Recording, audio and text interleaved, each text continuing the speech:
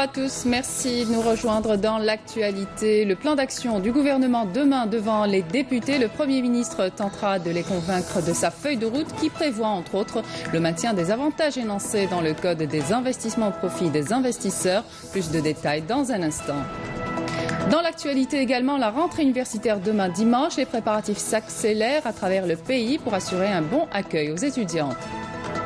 Un reportage à suivre ce matin à Sidi Bla Abbès, précisément à Oued Sefioun, où les agriculteurs ont décidé de renouer avec leur spécialité d'antan, la viticulture.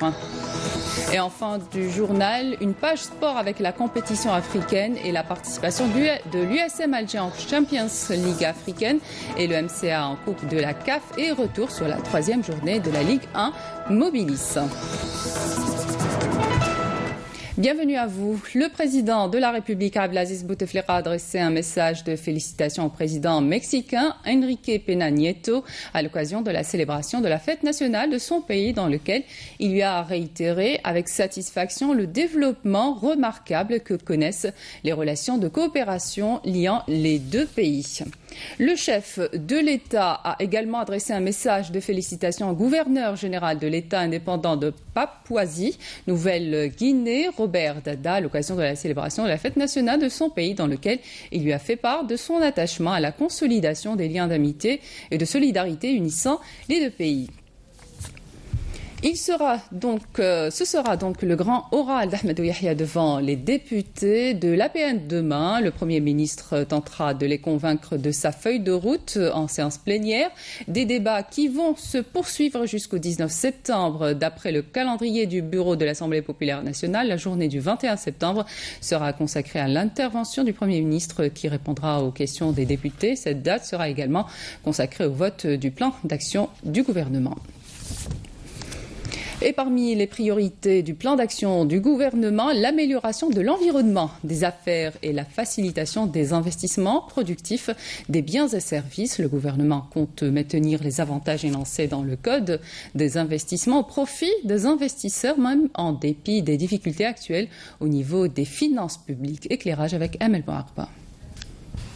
Le plan d'action du gouvernement qui sera présenté demain par le Premier ministre Ahmed Yahya devant l'APN accorde une place privilégiée à la promotion de l'investissement en misant sur 3 axes principaux: l'amélioration de l'environnement des affaires, l'encouragement de l'investissement dans tous les secteurs, ainsi que la poursuite de la réalisation du programme d'équipement public validé ces dernières années, avec en ligne de mire le développement des exportations hors hydrocarbures. Ainsi, en dépit des difficultés actuelles au niveau des finances publiques, le gouvernement entend maintenir les avantages énoncés dans le Code des investissements au profit des investisseurs. Il assurera aussi le maintien des régimes préférentiels d'encouragement à l'investissement prévus au bénéfice des projets qui seront réalisés dans les wilayas des hauts plateaux et du Sud. Et afin d'inciter à la valorisation des atouts et des ressources disponibles à travers le territoire, le gouvernement entend réaliser une carte territoriale des opportunités d'investissement. Parallèlement, le plan d'action insiste sur l'extension et la mise à niveau des zones d'activité économique ainsi que la réalisation de 50 nouvelles zones industrielles dans 39 wilayas. D'autre part, le gouvernement accorde une importance au suivi permanent du dossier du foncier industriel de sorte à prévenir les tentatives de détournement ou l'immobilisation de ce patrimoine au-delà des délais raisonnables sans réaliser les investissements prévus. Autre priorité pour le gouvernement, dynamiser la mise à niveau des PME et des entreprises publiques économiques. Les pouvoirs publics s'engagent aussi à accompagner les start-up et développer les très petites entreprises nées des dispositifs en SAGE et CNAC déjà affirmés sur le marché. Par ailleurs, le plan d'action du gouvernement met l'accent sur la promotion de la production nationale de biens et services sur le marché local, de quoi permettre de réduire la lourde facture des importations. La wilaya de Tiaret est en phase de devenir un pôle industriel par excellence. En témoignent les nombreux projets industriels qui y sont plantés. L'exemple de l'usine Hyundai en est la preuve palpable. Des centaines de postes d'emploi sont créés par cette entreprise. Bedia Amarni.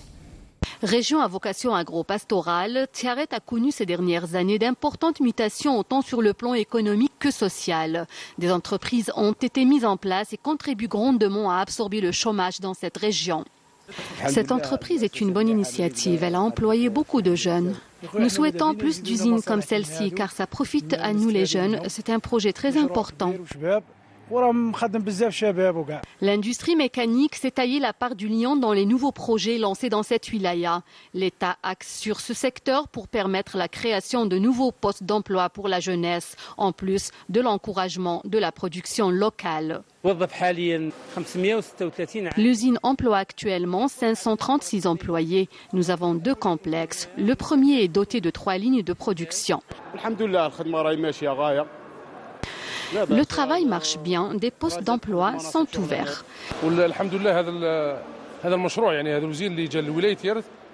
Cette usine est une fierté pour notre wilaya car elle a diminué le chômage.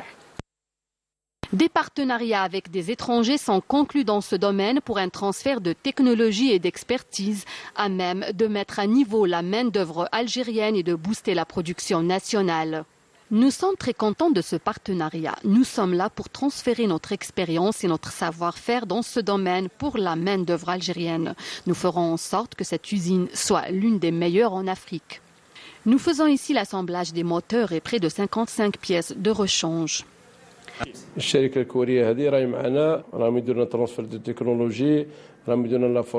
Cette entreprise coréenne transfère la technologie et assure la formation dans le cadre d'un partenariat 51-49. Nous sommes en train de construire la nouvelle usine de peinture et plastique pour véhicules. D'ici la fin 2018, sortira la première voiture fabriquée en Algérie.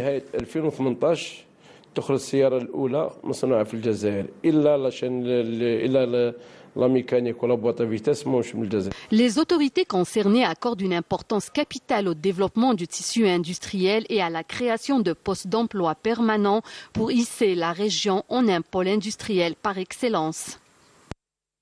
Rentrée des classes en fait ce matin, le point sur l'opération de distribution du manuel scolaire, le casse-tête de nombreux parents d'élèves depuis la rentrée officielle. Dans la wilaya Tell Oued par exemple, les livres sont disponibles pour la grande majorité des élèves. Badia Amarni. L'opération de vente et de distribution du manuel scolaire se poursuit à travers les établissements scolaires d'El Oued et ceux dans de bonnes conditions. L'opération de distribution du manuel scolaire a été faite à 100%. Nous avons même distribué des livres en plus, à l'exemple des livres des activités destinés aux parents. Pour ce qui est des nouveaux livres édités dans le cadre de la réforme, ils sont environ au nombre de 30. La majorité a été déjà distribuée.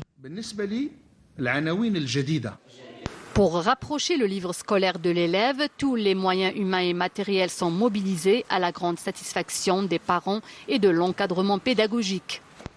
Les manuels scolaires sont disponibles au niveau de toutes les daïras et communes de la wilaya. Les manuels de la nouvelle génération, 2e et 3e année moyenne, viennent de nous parvenir. Nous sommes du collège Ben Guesha, distant de 150 km du chef-lieu de wilaya. Le transport est disponible pour faire parvenir le manuel scolaire à tous les élèves. L'opération de distribution de livres a également concerné les couches défavorisées au niveau de toutes les communes de cette wilaya. Rentrée universitaire à présent, elle est prévue pour ce dimanche. Les préparatifs s'accélèrent à travers le pays. Les œuvres universitaires ont mis les bouchées doubles pour assurer un bon accueil aux étudiants, comme est le cas à Oumoul-Bouagui et à Ouargla. Camélia Mlel. La prochaine rentrée universitaire s'annonce d'ores et déjà prometteuse à Oumoul-Bouagui. Et pour cause, cette ville vient de réceptionner de nouvelles structures pédagogiques à l'image de l'Institut de l'audiovisuel et le Centre d'enseignement intensif des langues. Il sera plus de 50 000 étudiants à découvrir ces nouveaux bâtiments flambant neufs, dotés de toutes les commodités nécessaires pour permettre aux enseignants et aux étudiants de donner le meilleur d'eux-mêmes. Mieux encore, l'université Al-Habib El Mehdi compte introduire de nouvelles spécialités pour renforcer les activités pédagogiques. Cette année, 4 spécialités sont proposées dans le domaine des sciences humaines et sociales, ainsi qu'une autre spécialité de master en droit. En outre, la spécialité de la gestion des programmes internationaux sera suggérée prochainement. La wilaya de Ouargla n'est pas en reste. À l'université Qasdi Merbah, l'heure est aux derniers préparatifs afin d'accueillir comme il se doit la nouvelle année universitaire. Une bibliothèque sera réceptionnée, en plus d'une cité universitaire de 1500 lits. Une réalisation qui épargnera le déplacement aux étudiants de Ouergla vers d'autres wilayas et assouplira à coup sûr les infrastructures d'hébergement estudiantines. Les spécialités introduites cette année ont été adaptées aux spécificités régionales, mais aussi aux besoins du marché du travail, comme la spécialité des énergies renouvelables. Ces réalisations arrivent au moment où le nombre des étudiants est en croissance continue. Aujourd'hui, leur nombre est estimé à plus d'1 million d'étudiants. Sidi Bel Abbès, une région à vocation agro-pastorale où les agriculteurs ont décidé de renouer avec la spécialité de la région, la viticulture. Plusieurs exploitations ont ainsi vu le jour dernièrement. Notre reporter Nejma Harchafe escale à Oued Sefioun, dans le sud de la wilaya, où 52 hectares de vignes sont cultivés. Connu autrefois par son activité agricole, notamment la viticulture, Sidi Bel Abbès retrouve aujourd'hui sa vocation et renoue peu à peu avec sa spécialité d'antan. L'exemple de cette exploitation dans la commune de Sidi El Arbi, située à une vingtaine de kilomètres du chef-lieu de la wilaya. S'étalant sur une superficie de 25 hectares, l'exploitation abrite 29 000 plants de vignes cultivés en super intensif avec un système de pergola. La capacité de production prévue est de 500 quintaux à l'hectare. On a la Musca Italia et on a la Victoria. Les deux variétés. Elles sont adaptables à ce climat. Ils ne demandent pas trop d'eau et conformément à la nature du sol. Toujours au sud de la wilaya, dans la commune de Oued Sefioun, un autre périmètre d'arboriculture. 10 000 plants de grenadiers implantés sur 12 hectares, avec une capacité de production de 400 quintaux à l'hectare. La grenadier, c'est le même système. On a utilisé une variété c'est une variété ACO. C'est une variété qui est adaptable à la zone de Oued Sefioun. Outre le système d'irrigation en goutte à goutte, chaque exploitation est dotée de bassins d'eau pouvant contenir chacun 50 000 mm3. Ceci pour une utilisation optimale des ressources en eau, incluant la gestion des risques de sécheresse et de pénurie. Un autre exploit agricole, cette fois-ci à l'ouest de Sidi Bel Abbès, précisément dans la commune de Sidi Ali Benyoub, une coopérative agricole s'étalant sur 300 hectares. في 200 هكتار كاين 100 هكتار عنب وال100 هكتار الباقيه ما بين خوخ ومشمش. العنب هذا سيتان نوعيه جديده لسون بيبا. العنب ينتج في القطار من 400 قنطار ل 600 قنطار. الخوخ من 600 حتى ل 800 قنطار. المشمش من 200 قنطار حتى ل 400 قنطار. Des perspectives prometteuses pour ces vastes étendues de plaines de Sidi Bel Abbès, grâce au développement de l'investissement agricole, susceptible d'assurer un décollage économique, contribuant ainsi à la valorisation et à l'exploitation des potentialités de la wilaya en vue de satisfaire les besoins du marché national. Au plan sécuritaire, des détachements de l'armée nationale populaire et des éléments de gendarmerie nationale ont intercepté à Sidi Bel Abbès et à Béchar un contrebandier 57 kg de kif traité. Tandis qu'à Biskra, un détachement de l'armée nationale populaire a saisi 17 000 boîtes de cigarettes et 181 kg de tabac. D'autre part, des éléments de la gendarmerie nationale ont arrêté à Tlemcen 2 personnes et saisi 13 fusils de fabrication artisanale, 31 kg de poudre noire et 1484 cartouches de différents calibres. Par ailleurs, des unités de garde-côte ont déjoué à El Qala une tentative d'émigration clandestine de 14 personnes à bord d'embarcations de construction artisanale, tandis que des détachements de l'ANP ont arrêté 8 immigrants clandestins de différentes nationalités à In Amenas et Bojbeji Mukhtar. L'actualité à l'étranger dominée depuis une semaine par le génocide en Birmanie, l'armée du Bangladesh entre en scène. Des facilités vont être apportées pour faciliter l'aide humanitaire aux centaines de milliers de réfugiés Rohingyas qui fuient les violences de l'armée birmane accusée par l'ONU de procéder à une épuration ethnique. Mouna Nawel Hamoudi. Un trajet périlleux à bord de barques surchargées transportant des milliers de Rohingyas fuyant les violences infligées à leur communauté dans les États de Rakhine et l'Arakan en Birmanie. Leurs témoignages mettent au jour des actes d'une incroyable cruauté contre les musulmans de Birmanie. De l'autre côté, la situation humanitaire continue de se détériorer au Bangladesh, étranglé par l'afflux de près de 400 000 Rohingyas. En 3 semaines, s'est constitué au Bangladesh l'un des plus grands camps de réfugiés au monde. À ce stade, l'UNICEF estime que 240 000 enfants Rohingyas, soit 60%, se sont réfugiés au Bangladesh. À Cox's Bazar, où se concentrent les réfugiés, les campements de fortune s'étendent désormais à perte de vue. Ici, les besoins sont sans fin et les gens souffrent de plus en plus, tandis que l'aide internationale peine encore à atteindre l'ensemble des réfugiés. Face à cette situation insoutenable, la communauté internationale se cantonne dans un silence complice. Dans les camps de réfugiés, le risque de propagation des maladies hydriques est de plus en plus croissant. L'Organisation mondiale de la santé a commencé une campagne de vaccination pour les enfants contre la rougeole et la rubéole notamment.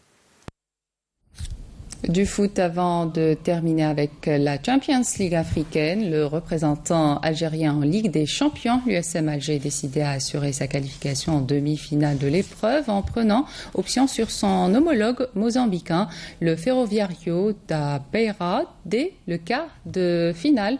Allez, cette rencontre est prévue cet après-midi à partir de 14h. L'auteur d'un début de saison en dents de scie en Ligue 1 mobilise le MC Alger veut réussir son quart de finale aller en Coupe de la Confédération africaine de football face au club africain de Tunis ce soir à 20h45 au stade du 5 juillet à Alger pour se faciliter la tâche lors de la marche retour sortie d'une défaite dans le derby algérois mardi face au CR Belouizzat 2-0 avec une production inquiétante. Les Mouloudiens doivent vite oublier ce revers et se remobiliser s'ils veulent éviter d'hypothéquer leur chance de qualification pour les demi-finales. La manche retour aura lieu le 26 septembre à Tunis. 3e journée du championnat de Ligue 1 mobiliste de football. Le Médéa a battu l'USM Al-Harraj par 1-0, un but inscrit par Ben Ali à la 59e minute de jeu, alors que la JS Kabylie, le Barado Athletic Club, ont fait match nul, un but partout. L'autre match joué hier a opposé le CS Constantin à l'USM Belabbès et a vu les Constantinois prendre le dessus des Belabbessiens sur le score d'1-0. Cet après-midi, vous pourrez suivre à 17h sur Canal Algérie le match entre le MC Oran et le Net, alors que sur la A3 et à partir de 17h45 la rencontre qui mettra aux prises l'entente de Sétif à l'US Biskra. C'est la fin de cette édition. Merci de votre attention. Excellent week-end à tous. Au revoir.